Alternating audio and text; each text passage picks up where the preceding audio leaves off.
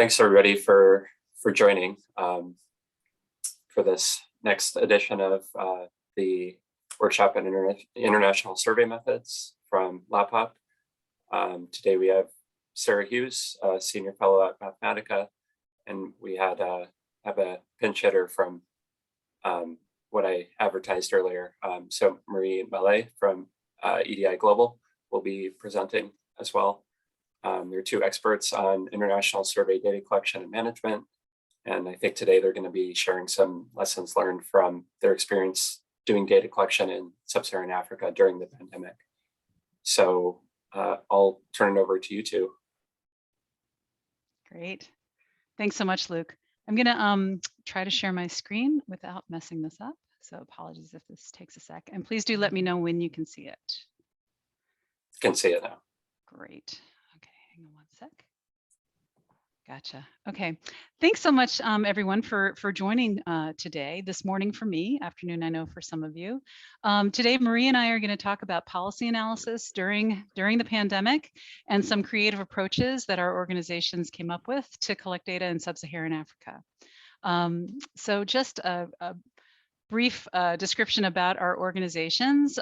Since I know you've had, I think I've either attended or watched all of the other webinar presentations so far. So we're a little bit different than some of the organizations, and I thought I'd just let you know what we do as policy research organizations. So at Mathematica, we're over 1,500 folks that are working across the globe. Most of our work is in monitoring, evaluation, and learning, both here in the US and around the world. Our international division, we have several different divisions that focus on different sectors. Some are in health, some are in various human services areas.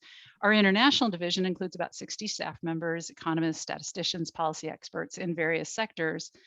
And a lot of our work is in monitoring, evaluation, and learning, as I mentioned.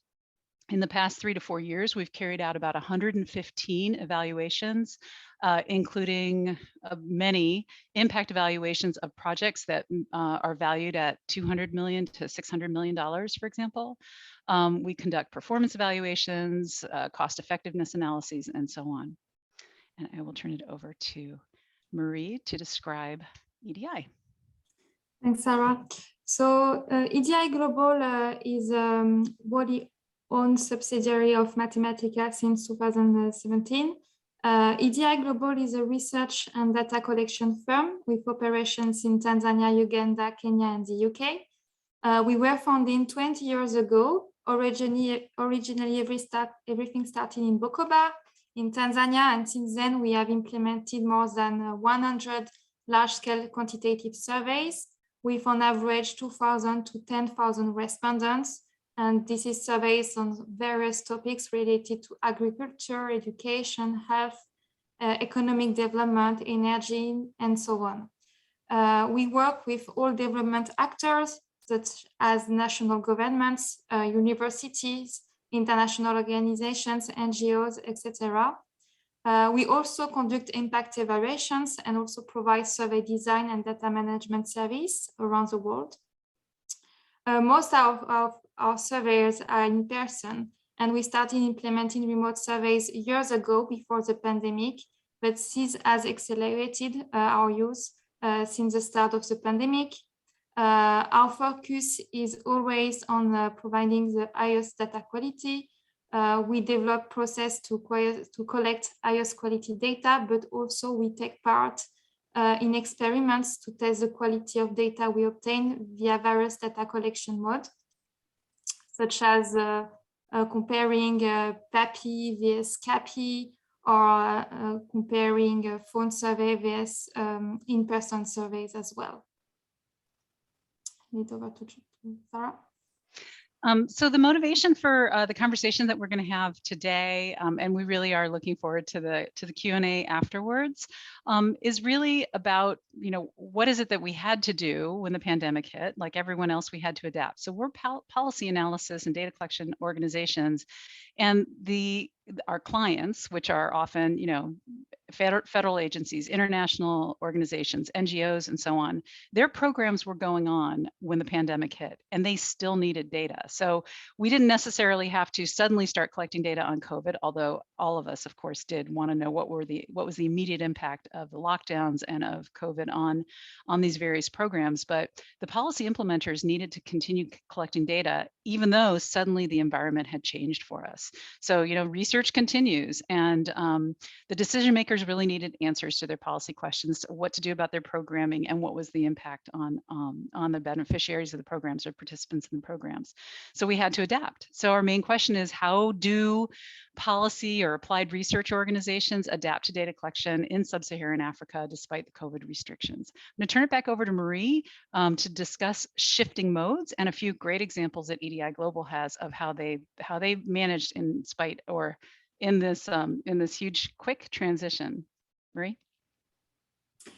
So what have been the main effects of the pandemic on data collection and the data collection teams at EDI? So in 2020, when we have been hit by the pandemic, everything has to stop at EDI. We decided to immediately suspend all our fieldwork activities because the priority at EDI was the health and safety of our team, their families, and the communities in which we work in East Africa. So in March 2020, we took the decision to suspend all fieldwork, and we made these decisions with our teams, our partners, and the government authorities in the countries we operate. However, we continuing generating evidence, as I said, Sarah, was important for our ongoing evaluation and the project that were in the field. So we thus shifted from in-person surveys to remote surveys for the majority of our field project when it was possible. Fortunately, we had previous experience already before the pandemic in implementing phone and SMS surveys. So we managed to leverage this experience to ensure that data continue to flow and to generate evidence. So first measures that we have taken is that we had to adapt the way we were working. So all our teams had to work from home, and this also included our interviewers at the start of the pandemic. So we had to review all our logistics and ensure that each of our staff had a quiet place to work from for continuing to collect data, stable internet connection, electronic devices, etc. Secondly, we had to develop and improve our protocols to monitor their work and implement remote quality control activities on top of what we were doing. And thirdly, we developed detailed training materials to ensure smooth data collection over the phone or SMS.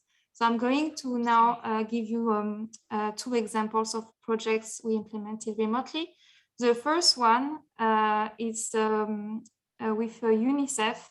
That was an adaptation with phone surveys and SMS surveys. Sorry, Marie. No problem. Is that the correct one? Yes, thanks, Sarah. Okay, sorry about that. That's fine. So that was for the title of this project was Real-Time Monitoring of COVID-19 Impact Among Adolescents and Young People, Their Families and Communities in Southern Island regions in Tanzania. So this was in collaboration with UNICEF Tanzania offices and the university at Buffalo. So we have been following a big cohort of adolescents in Tanzania originally for a project that was RCT looking at the impact of a Cash Plus program on youth. And then UNICEF and University of Buffalo wanted to continue to keep collecting data and learning from these adolescents during the pandemic. So as we were following these adolescents since 2016, we continue to follow them in 2020 with phone surveys and SMS surveys to study the effect of the COVID-19 pandemic on their livelihoods and also health-related well-being effects among our sample.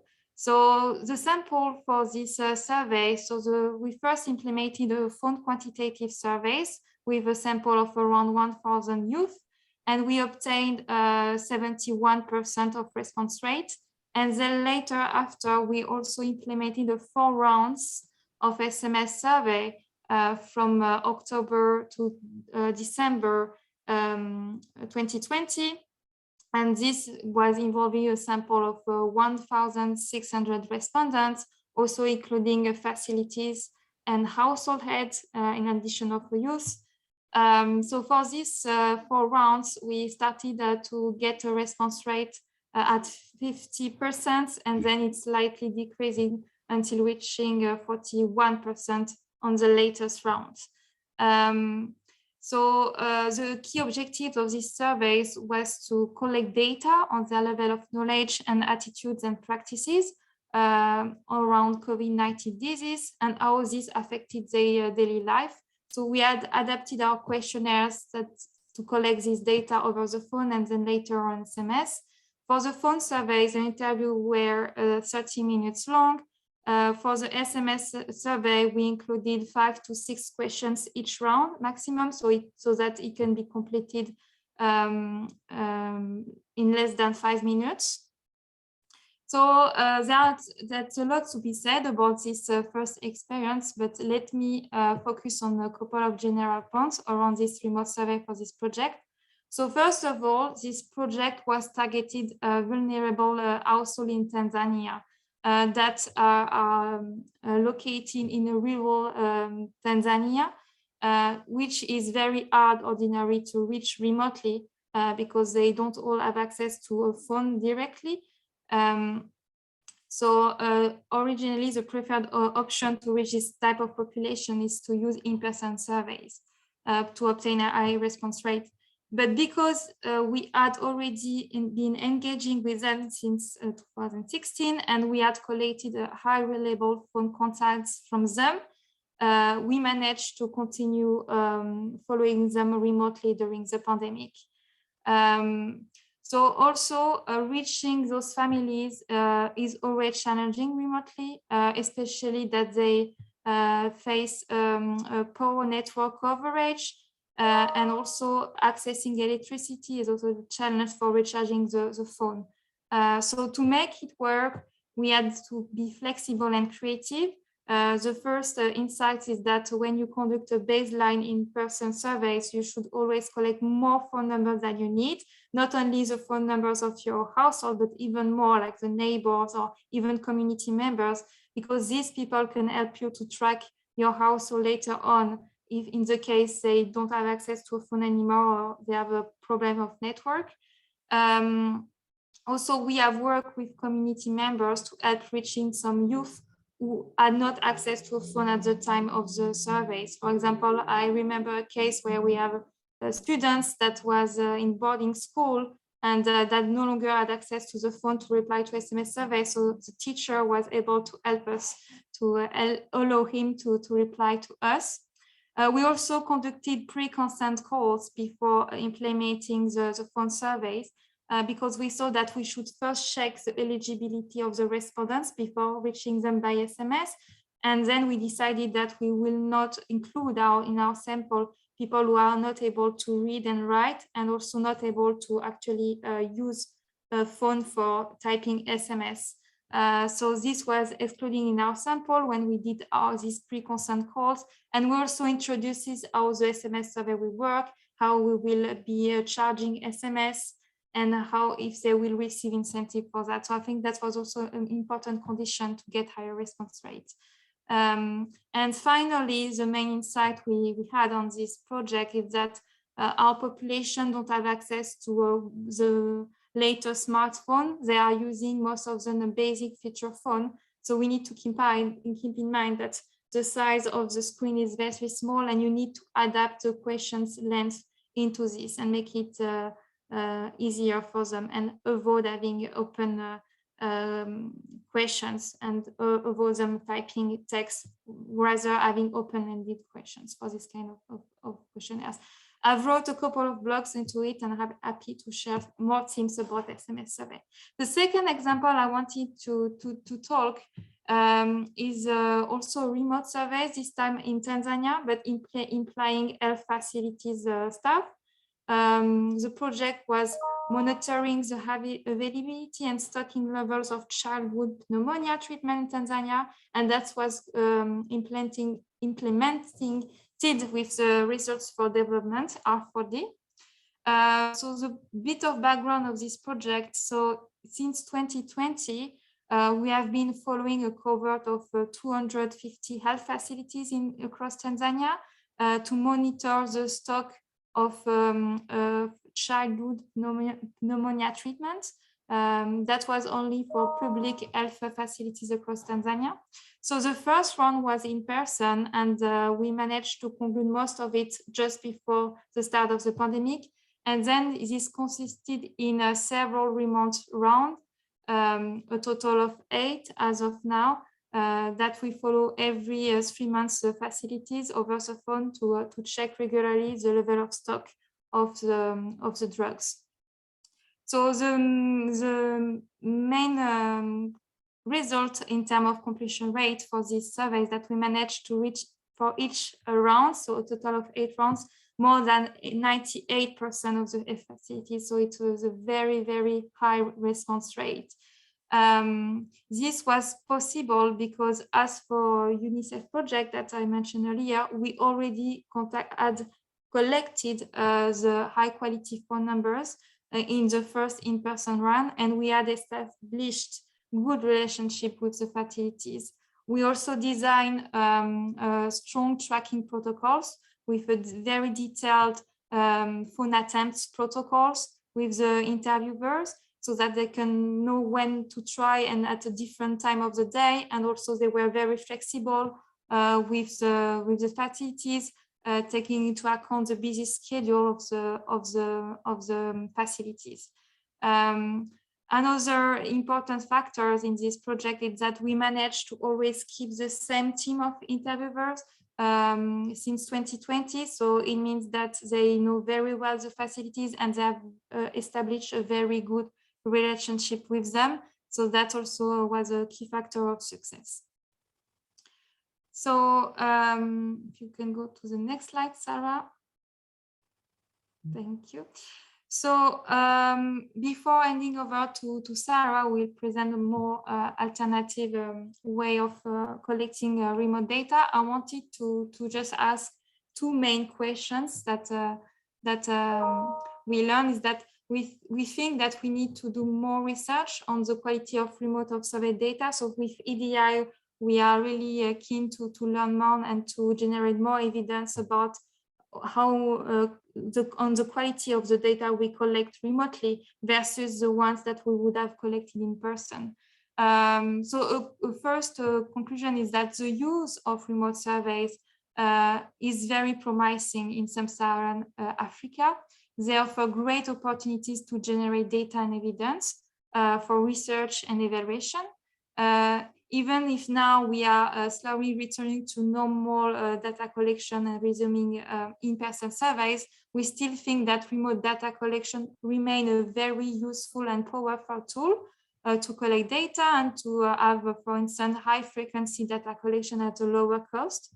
However, we know that remote surveys are not optimal in our context. We still have the same problem of representative of the population. Do they collect reliable data? Can they be used to collect reliable information on every single topics? So we, as I said, we do have insights from the field and also from existing studies, but there is still a lot of work to be done, and we need to continue our investigations to generalize our results to other countries as well. So the future of research in that sense should also assess measurement errors across survey modes and also across a broad range of topics. This includes reporting ways to address these measurement errors. For instance, if you look at asset rosters in household surveys, do we really get the same information if you ask these questions over the phone as opposed to an interviewer that can visualize the living condition of the household when he is in the house of the household? Another example is about sensitive surveys and sensitive topics. I've personally managed several sensitive surveys asking questions about HIV, sexual violence, and so on. Those were always in persons, but can we also ask these questions remotely, and how we can ensure that we still ensure confidentiality and privacy of the data that we collect, and how we can protect our respondents? Still, there are still so many questions around that, and how we do this for remote surveys. And finally, what are the main drivers of high or low response rate? So as you mentioned, for SMS survey, we managed to get in Tanzania 50% and even 70% for some group of respondents. But we know that from the literature that gender, education level, access to a phone, rural versus urban context really matters. But is there something else at play? Usually the studies compare interviews modes, present response rate, but it will be useful to also have other insights from other key information, like what is an optimal number of attempts, interview completion rates, and any other navigation parameters. So there are still a lot of things to explore in terms of the quality of remote survey data versus in-person surveys.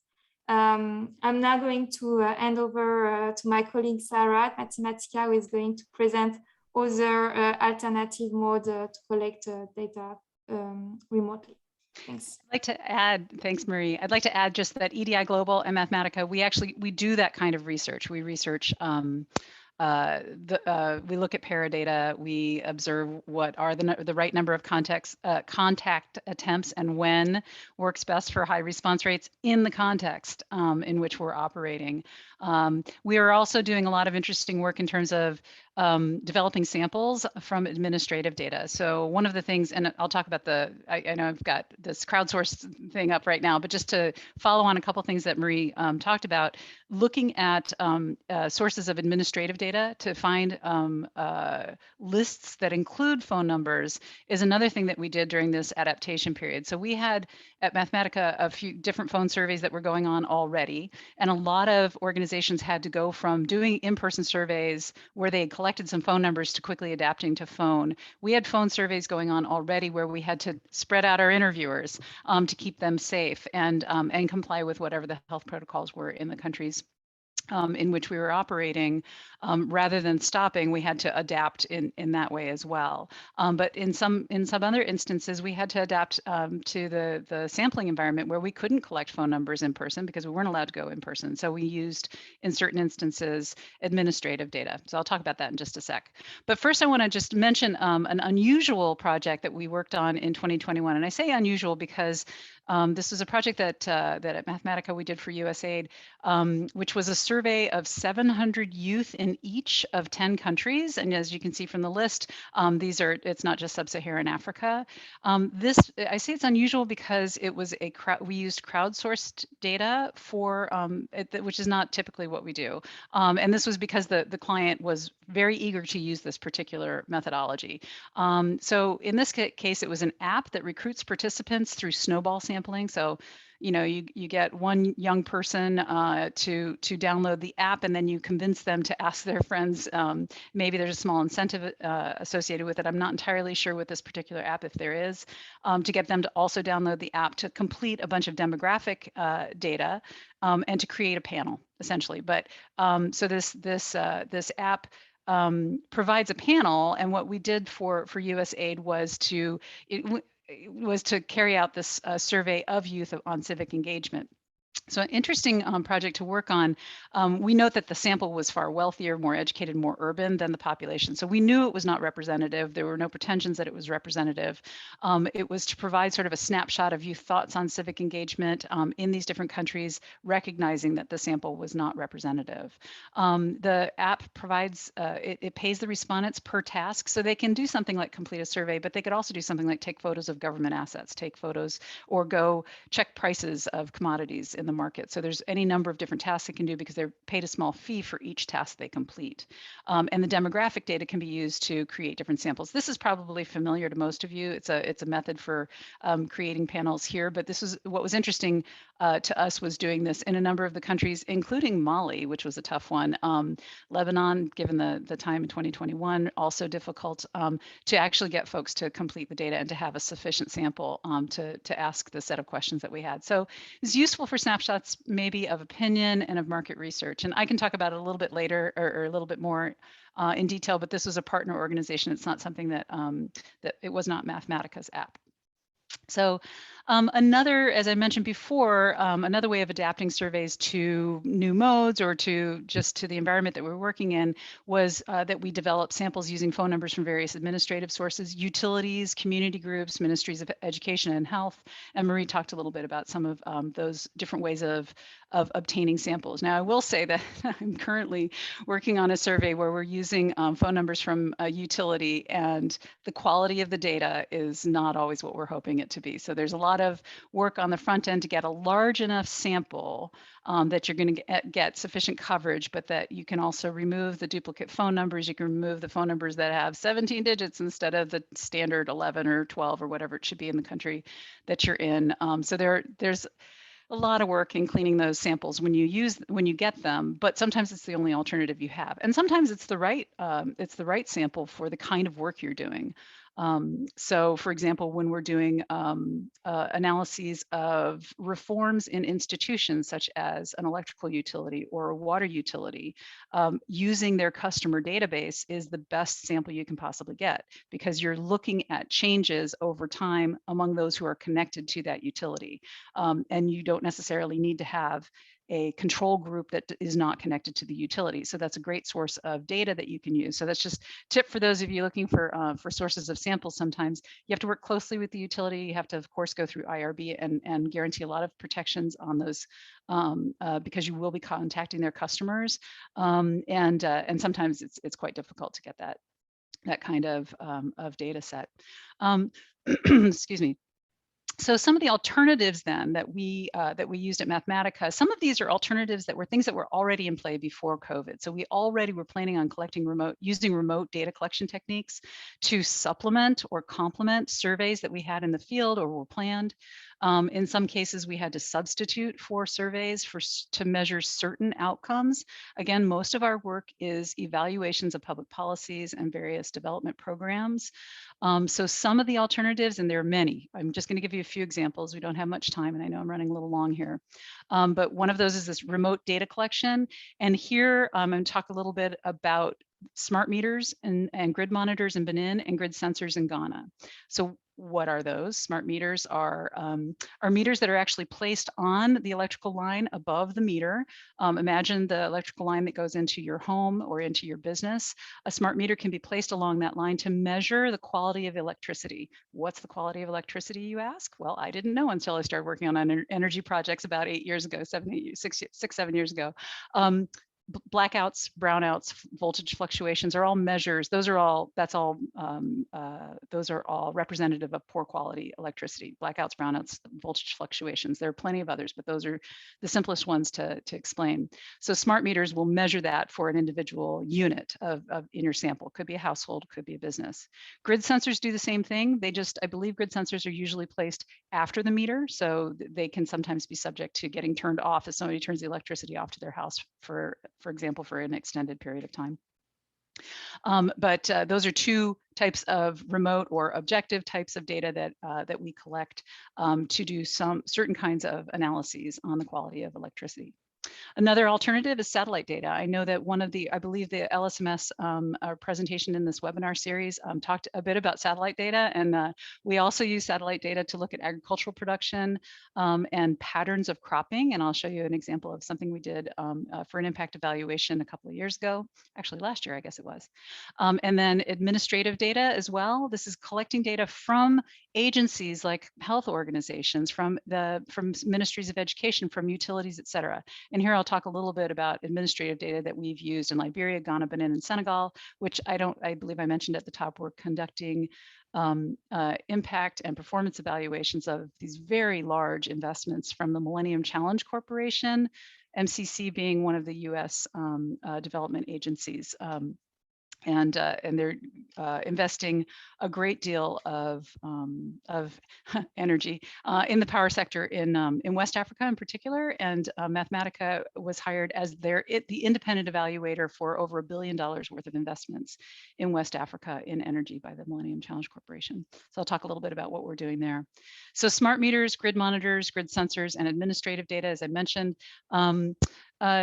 We've worked with implementers, so the agencies that are hiring the infrastructure builders. These are entities that are replacing substations and replacing lines and installing electronic distribution centers for electricity in various countries, and working with the utilities to gain agreement and then to install grid monitors.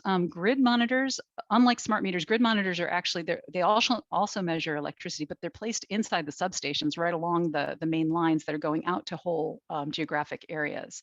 So in Benin, we've worked with them to install grid monitors in a random sample of substations throughout the grid in the country of Benin. And then smart meters, as I mentioned before, in households and businesses. We are also conducting a fairly large high-frequency phone survey, which we started before the pandemic started. So 3 times a year, we contact a sample of, I think, I'm going to get my numbers wrong here. I'm going to forget how many it is, but it's over 1,000. I think it may be as much as 2,000 households and businesses throughout Benin that are connected to electricity. So at the same time that we're collecting the survey data, we have smart meters installed in a subsample of households and businesses, and we have the grid monitors installed in a sample of substations. So we have 3 sources of data there. We are also collecting consumption data from the utility directly. So we'll have 4 sources of data that can tell us an awful lot about changes in the quality of electricity as lines and substations and a distribution center are being brought online as they're being implemented throughout the country. Now, obtaining this kind of objective data alongside the survey allows us to ascertain how accurate our survey estimates. Are respondents really good at estimating the number of blackouts that took place in the last 7 days and the last 30 days? Are they very good at estimating the duration of those blackouts? And I hope to have a paper out, or we hope to have a paper out a bit later this year. We're working on it right now, but we're finding that, in fact, respondents are pretty good at these estimates. Now, they sleep through some of the outages, but their estimates are not bad in terms of the number of blackouts and the duration of blackouts, which was something that we were particularly interested in as in the quality of our survey data. So that was good news for surveys, but it's also good news for the remote data collection via smart meters, that this is another source that when you can't do a survey, you might at least know about the number of blackouts and the voltage fluctuations, et cetera, in the absence of survey data. So you're not going to know the final outcomes of what the impact is on the household and the business necessarily at that moment in time, but you can still have ongoing measures even when you can't collect survey data. So I'm going to give just a couple more examples. I know we're running over on time. Getting back to the agriculture sphere here, we use satellite data in Senegal to observe cropping patterns. So what I'm going to explain to you is the image on the left is the satellite image, just one snapshot. We looked at images month by month over a number of years to look at, if you see the purple outline, this is the space in which there was an intervention in irrigation. So this was an improvement in irrigation canals, bringing a lot more water with regular flow and at a higher level of flow throughout this area. And then the image on the right shows you the cropping patterns that we were able to ascertain by a close examination of the satellite data. So what we were able to do was to take a look at how cropping patterns changed over time in this area where there had been a major irrigation infrastructure intervention. And you can see, if you look at the legend in the lower right-hand corner, the items that we have color-coded in yellow, there is cropping in the hot season only. This would be crops in this area. This is in northern Senegal. These are crops that only are grown in the hot seasons, typically rice, which requires irrigation. In the ones that are deep blue, these are cropped only in the rainy season, so they're probably rain-fed crops. It could be rice, but it's probably something like millet or sorghum or some other crop that is conducive to rain-fed only, and maybe not so much irrigation, but maybe a little bit. But then there's the hot and rainy season where there is intensivity of cropping, where these green areas are cropped in 2 distinct agricultural seasons. So there's more productivity potentially because they are now able to crop in this when they have irrigation, not just in the rainy season. And then just one last note, I mentioned combining remote survey and administrative data and doing a little bit of testing. This is not from the Benin example, which I just described a few minutes ago, but rather this is from Ghana, where our team looked at, conducted a household and enterprise survey and also had grid watch sensors installed in households and businesses throughout the region. I believe it was in the southern part of Ghana. And then they also obtained administrative data from the electrical utility. So where possible, we always use multiple sources of data. And what we see here is that the utilities administrative data, a survey of households and businesses, and the remote sensor data are estimating blackouts and voltage fluctuations. I believe this one is just the outage duration. So the total cumulative amount duration of outages between January and March of 2021. And what you'll see, similar to what we're finding in Benin, is that the household and survey business respondents estimate 16 hours per month. The grid watch sensors, which are placed in household, many more than the survey. The sample for grid watch sensors, I believe, is far larger than the survey sample, but also estimates approximately 16 hours of outages per month, and the utility estimates 2 hours per month. So interesting to take a look at these different sources of data. The team is still looking to see what might be the cause of the discrepancy, but it's possible that the utility, it seems, uses I believe, a manual process of collecting the data. And perhaps their sample is not representative, but the team is looking into why that might be so much lower than the other estimates. So on that note, a quick little overview of some of our alternatives to survey and some of the ways we adapted, and I'm happy to answer questions. I'm sure Marie is as well, and I imagine we've accumulated some in the Q&A. So Luke.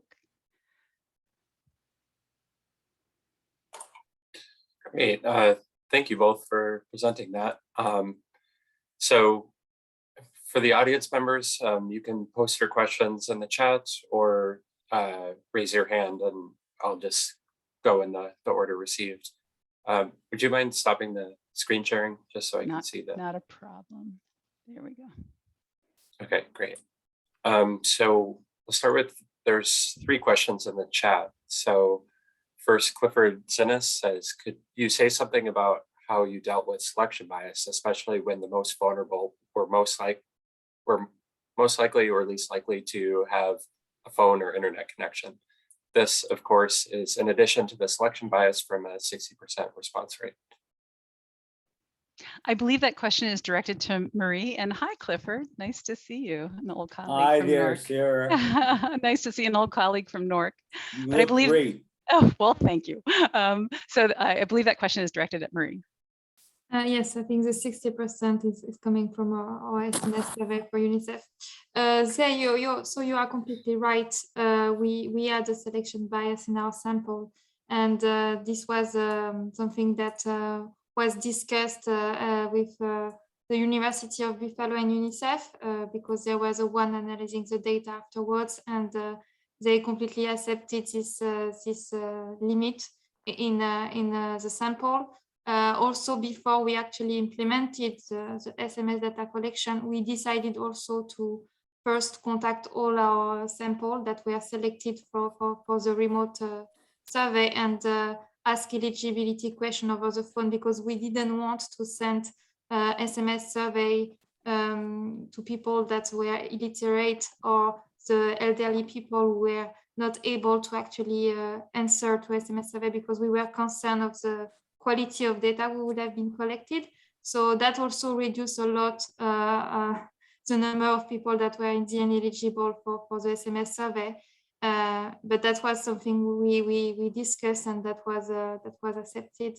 In the end, even when you reduce to people who have a phone and have are able to answer the SMS survey and that were aware of the SMS survey. Even with this, we had response rates from 50 to 60%. So it still means that it's very challenging in our context to get a higher response rate, taking into account the selection bias with people that don't have phone numbers or illiterate. We're also excluding for the surveys.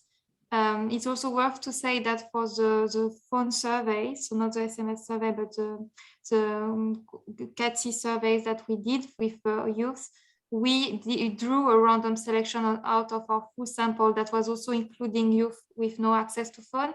And for this one, we tried to implement innovative measures to reach them. And that's where we managed community members or also another household members for which we had contacts to try to reach the youth and hand them over the phone to reach us. So in some cases, we managed to reach this population, but of course, there was a selection bias in our sample. Thank you, Marie. I had a follow-up on the same topic, so I'll take the liberty of just bringing them together because really, I mean, there are several aspects to the selection bias that may be worth noting, and that is the whole question of how important is representativeness? In my mind, for most cases that in our work, it's extremely important. So the fact that we can get a set of responses is perhaps the easy part. The question is who's responding and how do they represent the group that policy makers are interested in? And you have, normally one thing you could do is, well, you had a baseline, right? And you could look at how the composition of the baseline looks different from the composition, the socio-demographic composition. But you can't really necessarily do that in this case because you have two confounding effects. You have the change in modality, and you have the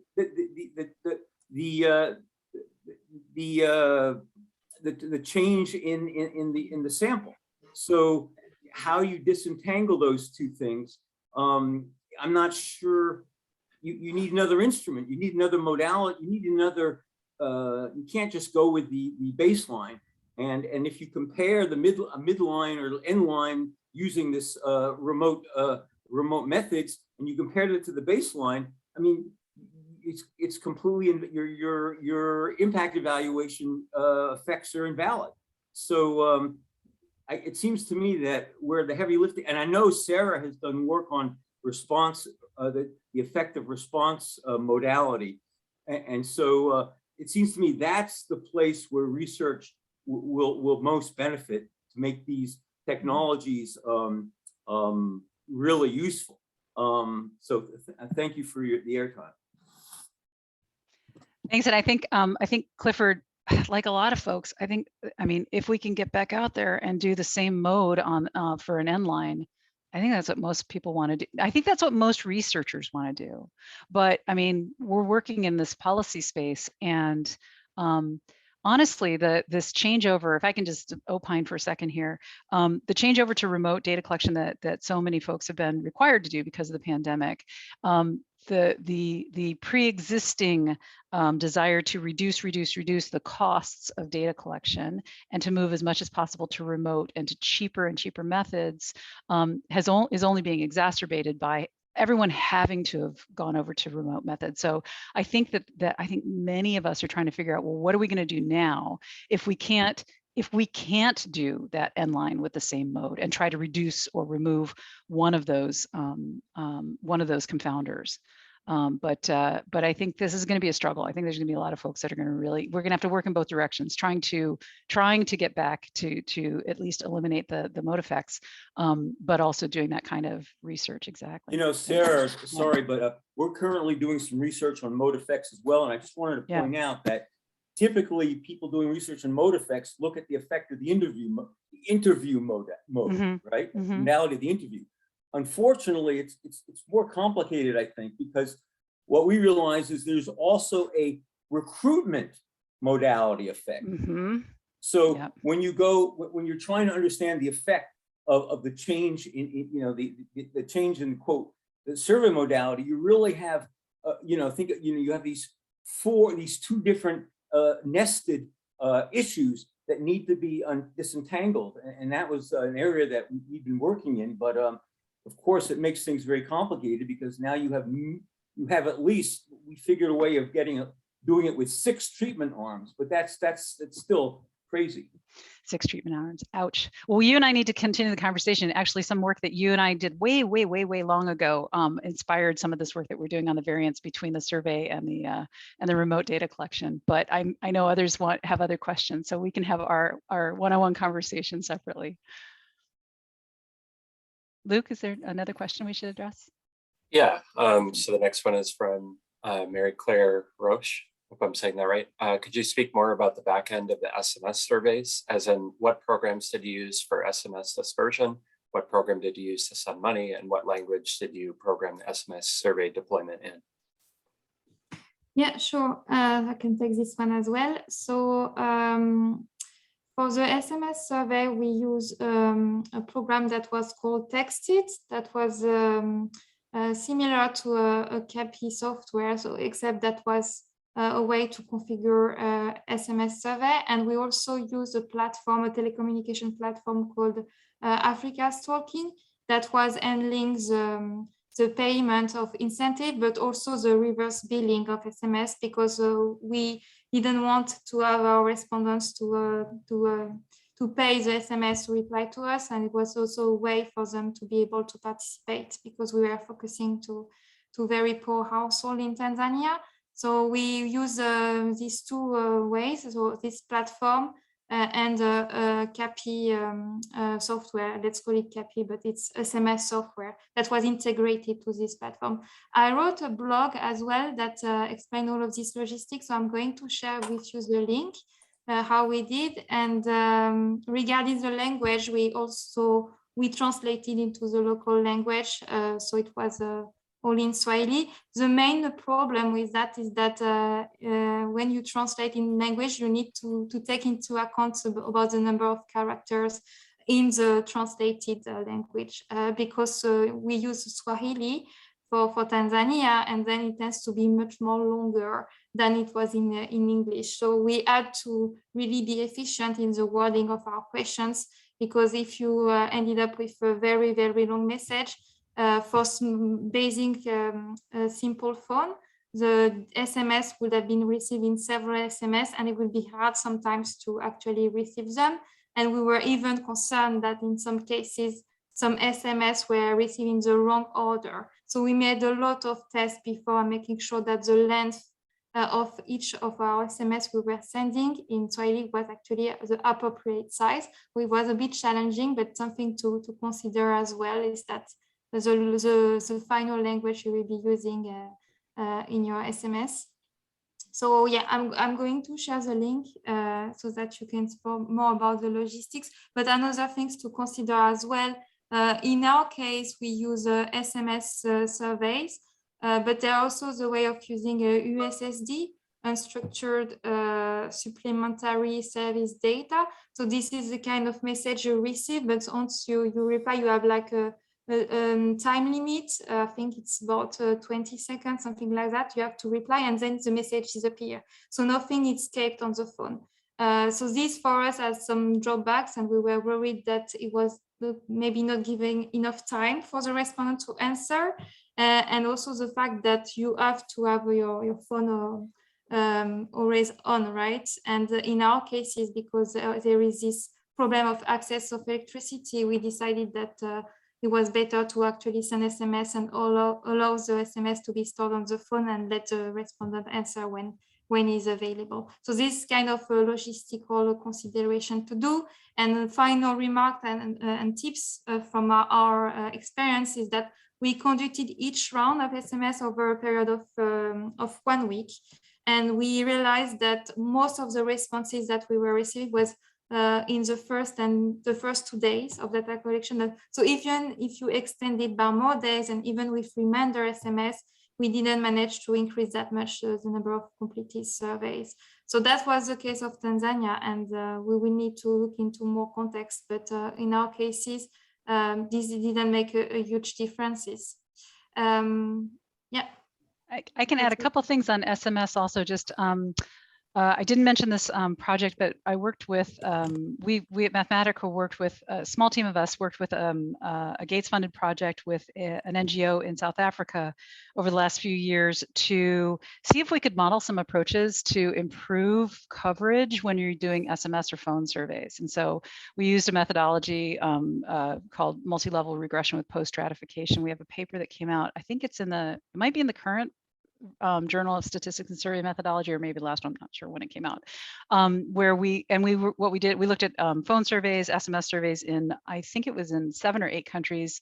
And I think the paper we mostly focused on the Africa sample. I can put a link to that as well. We found some good we found some good outcomes on this, but it would be very complicated to actually implement. So and then another thing that we did with SMS, which is we don't have a paper out on it yet, but we should do that if we can find some time, is using SMS to increase response rates. So again, going back to this Benin study where we've been trying to build in experiments whenever we possibly can. And again, policy research organizations, unlike if we were in academics or for a large like World Bank international organization, we have to convince our clients, USAID, Millennium Challenge Corporation, NGOs, foundations, to let us build in a survey experiment. So it's sometimes complicated. There's a lot of trying to get the client buy-in. They don't always see the value of it, although we always see the value of it. But one of the things we did on that ongoing survey, it was a phone survey before COVID started, and then it's continued 3 times a year since COVID started as well. And we sent out an SMS message to all respondents to encourage cooperation, participation. And we found that we did indeed get a bump in the first wave when we sent that SMS, we did see an increased response rate. But in the second and third rounds afterwards, we saw a decrease in our business sample. So our households maintained a higher response rate, but the business samples, I think they were like, wait a minute, it's those guys again. I'm not gonna pick up the phone. So that we found that was an interesting effect. So hopefully we'll get that paper out, at least as a working paper on Mathematica's website sometime this year. Got to squeeze that in. So I see there was a question about integrating the 4 sources of data together and then analyzing the data. So I think that that's about these electricity ones. So if you work with relational databases or you're working with administrative data and other sources of data, as you know, you have to figure out some way to link them, or one thing you can do. And what we have done is that we've linked them. Now the Ghana team would have to answer for the specifics on that last slide that I showed. I am not one of the primary researchers on that project, but I will send you a link and then you can contact them to get all the details. I believe that their report may be posted on Millennium Challenge Corporation's website. If it's not, it should be soon. And one thing I wanted to note for all of you looking for interesting data, look at the Millennium Challenge Corporation's website. There are publicly available data sets, like the data that we collect for these big impact evaluations that I just mentioned. We produce publicly available data sets at the end of these projects. There's a lot of rich data there that you can mine.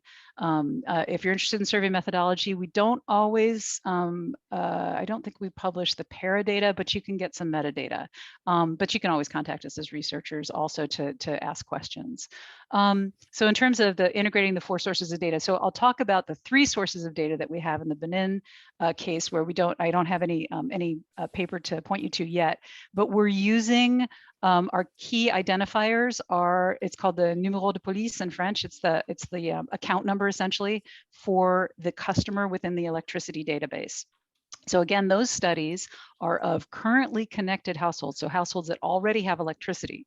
So if you, as you know, you get utility bills, you have an account number, and we can use that account number then to link. We use the account when we sampled the households in which we put the smart meters, households and businesses, in which we had the smart meters installed. We have the smart meter identifier, essentially like the serial number for the smart meter. We have the numéro de police, or the account number for the electricity client. And then same thing with our survey sample. When we, our initial data collection with that group of individuals, we asked for their numéro de police. In some instances, we couldn't get it. In those instances, we could not identify them to put a smart meter into their household. And we're working with the utility to see if there's some better way we can identify people. It's quite difficult to identify people based on some of the information that's in the customer database, but eventually, because there's not real addresses for most people. So you have names, you have phone numbers often, because many people will pay their phone bills, say in Benin and other places, using mobile money. But that's one of the ways that we can link these different data sources and then carry out regression analyses or whatever other analyses we want to do with the data.